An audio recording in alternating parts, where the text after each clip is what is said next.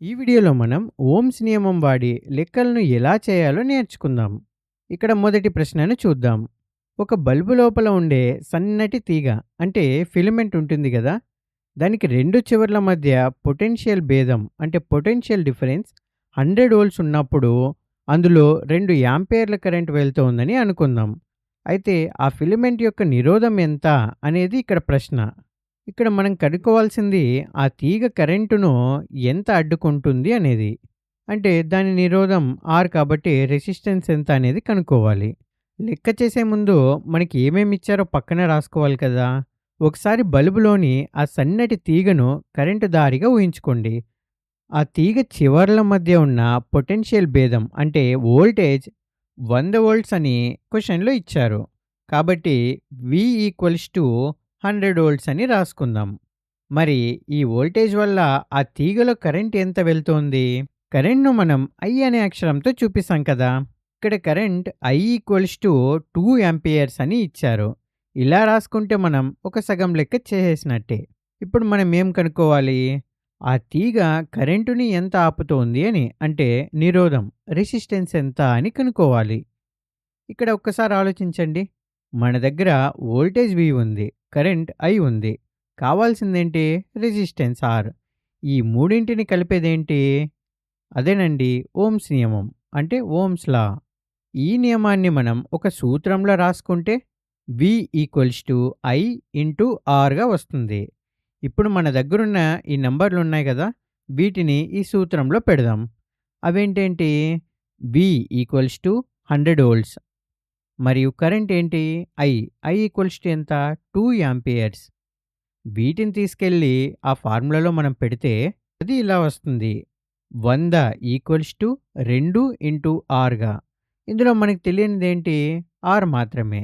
ఇప్పుడు ఈ చిన్న లెక్కని సాల్వ్ చేస్తే R ఇట్టే తెలిసిపోతుంది.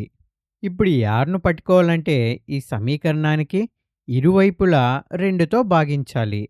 ఇప్పుడు ఈ కుడివైపున ఉన్న 2 క్యాన్సిల్ అయిపోతుంది. దానివల్ల ఈ ఈక్వేషన్ ఎలా రాసుకోవచ్చంటే R equals to 100 volts divided by 2 యాంపియర్స్‌గా రాసుకోవచ్చు. అంటే 100ను 2తో భాగిస్తే ఏమవుతుంది? 50 అవుతుంది. అంతే కదా. ఇక్కడ పైన వోల్ట్స్ ఉన్నాయి, కింద యాంపియర్స్ ఉన్నాయి. కాబట్టి నిరోధం విలువ ఏంటి? 50 వోల్ట్ పర్ యాంపియర్ అవుతుంది. ఇక్కడ మనం వోల్ట్స్ పర్ యాంపియర్‌ని ఓమ్స్ అని కూడా రాస్తాం.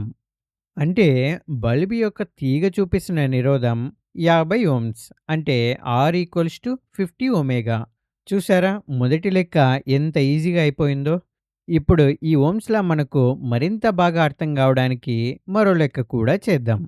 మనం బట్టలు ఇస్త్రీ చేసే ఐరన్ బాక్స్ ఉంటుంది కదా, దాని లోపల వేడెక్కే తీగ అంటే ఒక హీటింగ్ ఎలిమెంట్ ఉంటుంది.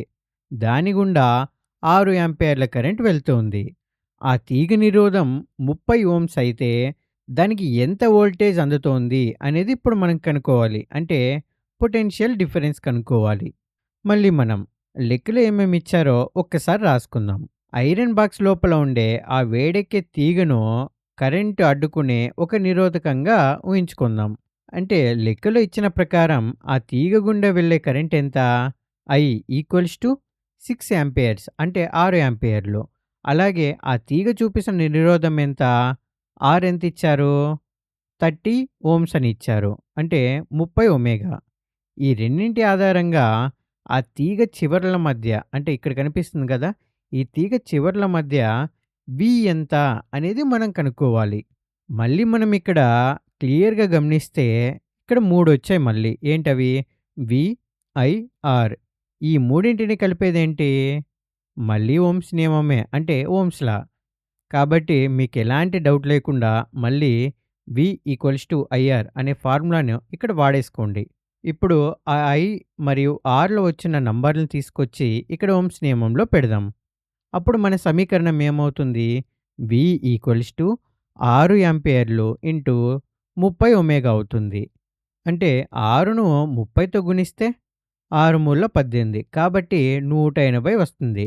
నంబర్ అయితే V ఈక్వల్స్ టు 180 వచ్చింది. మరి ప్రమాణాలేంటి? ఇక్కడ మనం యాంపియర్‌ను ఓమ్‌తో గుణిస్తున్నాం. కాబట్టి యాంపియర్ ఓమ్ అవుతుంది. నిజానికి ఓం అంటే ఏంటి? వోల్ట్స్ బై యాంపియర్ అంటే వి బై ఏ కదా! కాబట్టి పైన ఉన్న యాంపియర్‌లు క్యాన్సిల్ అయిపోతాయి ఇక్కడ కనిపిస్తున్నవి. కేవలం వోల్ట్స్ మాత్రమే మిగులుతుంది. అందుకే మనం నేరుగా వోల్ట్స్ అని కూడా రాసేయొచ్చు. మీరు ప్రతిసారి యూనిట్స్ చూసి అస్సలు కంగారు పడకండి.